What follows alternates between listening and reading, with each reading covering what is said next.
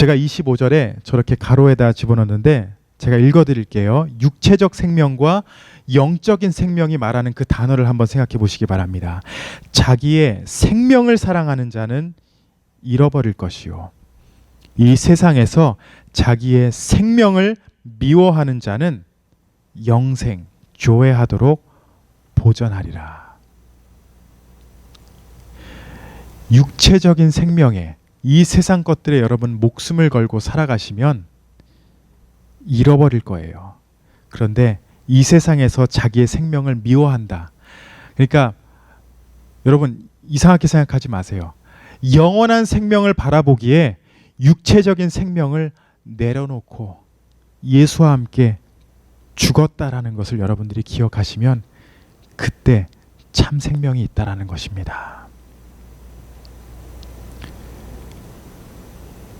이 세상에서 자기 생명을 미워한다는 것은 자신의 생명을 유지하고 보호하기 위해 행하는 모든 이기적인 행위나 생각을 버리고 이 땅의 삶에 미련을 갖지 않음을 의미합니다. 왜냐? 주 안에서 영원한 생명이 있기 때문입니다. 이게 바로 미랄 신앙이에요. 한 알의 미랄과 같이 우리의 구원을 위해 자신의 목숨을 내어주신 예수님과 같이 살아라는 겁니다.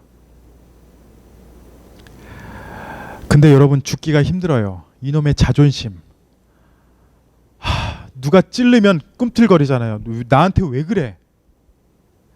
도대체 나한테 왜 그래?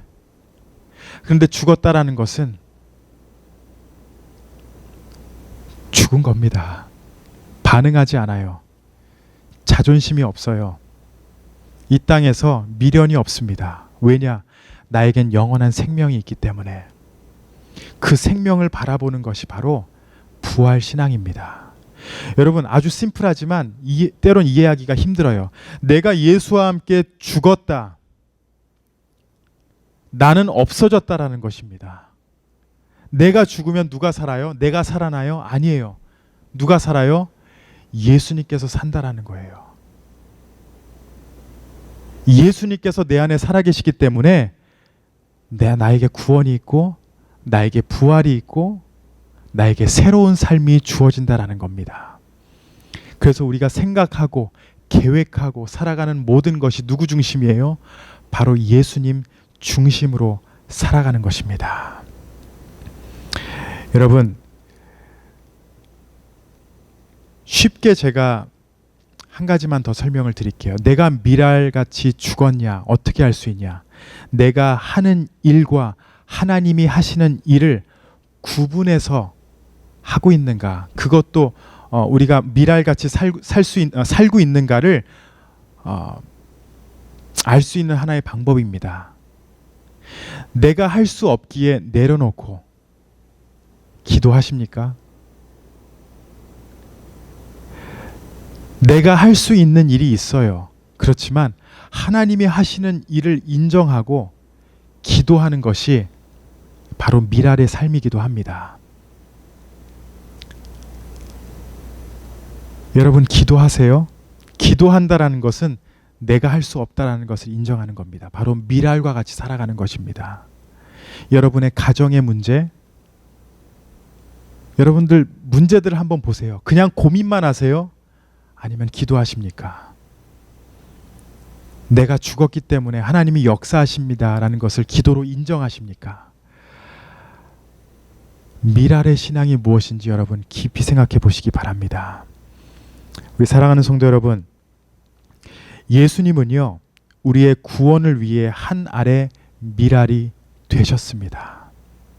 이 땅에서는 인정받을 만한 그런 것을 하지 않으셨어요. 죽으셨어요. 그리고 우리를 위해 부활하셨습니다. 여러분 이것이 바로 복음의 능력입니다. 복음의 능력은 바로 한 알의 미랄같이 되어서 썩어져야 돼요. 제가 지난주에도 말씀드렸죠. 마리아와 같이 한 명의 희생이면 충분합니다. 한 명이 예수 안에서 미랄과 같이 살면 돼요. 한 명이면 충분합니다. 그 한 명이면 이 자리가 그 향기로 가득해져요.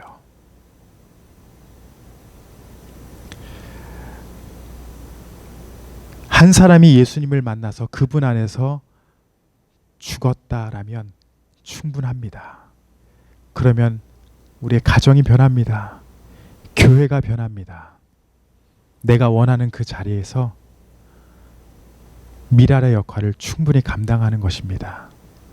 어떻게 자라나게 될지, 어떠한 열매를 맺게 될지 그건 우리가 알 바가 아니에요. 우리가 해야 되는 것은 썩으면 됩니다. 어떤 분이 이런 유명한 말은 아닌데 참 제 마음을 찌르는 듯한 그런 말을 해요. 어차피 죽을 거 닳도록 달아서 쓰임 받다가 죽는 게 하나님께서 기뻐하시지 않는 일이 아닐까. 예, 열심히 일하라는 게 아닙니다. 그분의 뜻에 나의 삶을 들여서 썩어지라는 것입니다. 여러분은 미랄이 되셔야 돼요. 충분히 할 수 있습니다. 노력이 아닙니다. 그렇지만 하나님의 말씀 앞에 순종하며 낮아질 때 여러분 충분히 미랄의 신앙을 살아갈 수 있습니다. 마지막으로 26절을 같이 읽고 마치도록 하겠습니다. 26절입니다. 사람이 나를 섬기려면 나를 따르라. 나 있는 곳에 나를 섬기는 자도 거기 있으리니 사람이 나를 섬기면 내 아버지께서 그를 귀히 여기시리라. 예수님을 따른다는 것, 예루살렘에 입성하셨던 예수님을 바라보던 많은 사람들은 어마어마한 왕국을 기대했습니다. 그런데 예수님이 전한 메시지는, 복음은요, 죽으라는 거예요. 죽으라는 거예요. 우리 교회의 역할은 바로 죽어야 되는 것입니다. 자랑할 게 있다면 단 하나입니다. 여러분이 죽었다는 것이고 예수 안에서 부활의 신앙으로 살아가는 것입니다. 다른 걸 자랑하지 마세요. 이 부활 신앙만을 자랑하시기 바랍니다. 비록 초라하게 보이는 우리의 신앙이지만 그 길을 예수님께서 가셨다는 것을 기억하시고, 기독교는 겉으로 보이는 화려함이 아니라 썩고 죽어서 우리의 삶을 통해서 예수님이 전파되는 것입니다.